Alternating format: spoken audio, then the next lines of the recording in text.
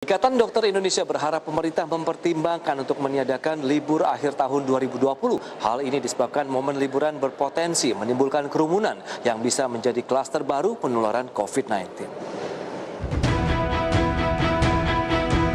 Umum Ikatan Dokter Indonesia Daeng M. Fakih berharap pemerintah meninjau ulang keputusan cuti bersama di akhir tahun yang berpotensi menimbulkan kerumunan di masyarakat dan memperbesar potensi terjadinya penularan virus COVID-19. Menurut Daeng, hal ini mengacu pada pengalaman yang terjadi dalam periode libur panjang sebelumnya yang mendorong terjadinya lonjakan kasus positif COVID-19.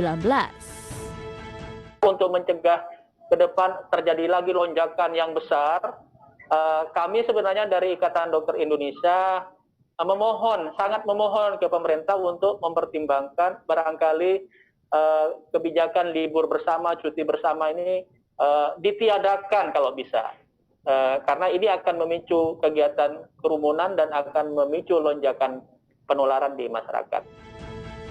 Daeng menambahkan peningkatan kasus positif juga berdampak pada kemampuan tenaga kesehatan dalam menangani pasien yang tertular. Berdasarkan data Ikatan Dokter Indonesia, saat ini 180 dokter telah meninggal dunia akibat terpapar virus corona. Oleh karena itu, Daeng meminta agar masyarakat ikut berpartisipasi membantu pemerintah dan petugas kesehatan dalam menangani COVID-19. Ikatan Dokter Indonesia berharap masyarakat memiliki kesadaran untuk melakukan testing dan tracing agar penekanan laju penyebaran virus bisa dilakukan.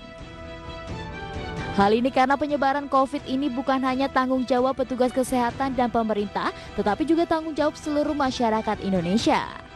Untuk itu, masyarakat diminta untuk tetap melaksanakan disiplin protokol kesehatan.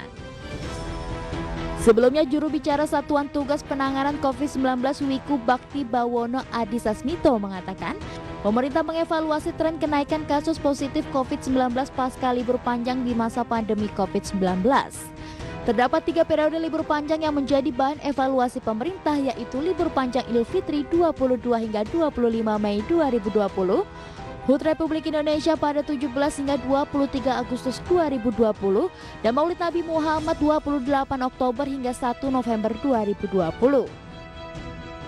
Libur panjang Idul Fitri berdampak pada peningkatan kasus positif COVID-19 sebesar 69% sampai dengan 93%, sementara periode HUT Republik Indonesia berdampak pada peningkatan kasus positif COVID-19 sebesar 58 sampai dengan 118%, dan libur panjang akhir Oktober dan awal November berdampak pada peningkatan kasus positif sebesar 17 sampai dengan 22% pada tanggal 8 hingga 22 November 2020. Berbagai sumber, IDX Channel.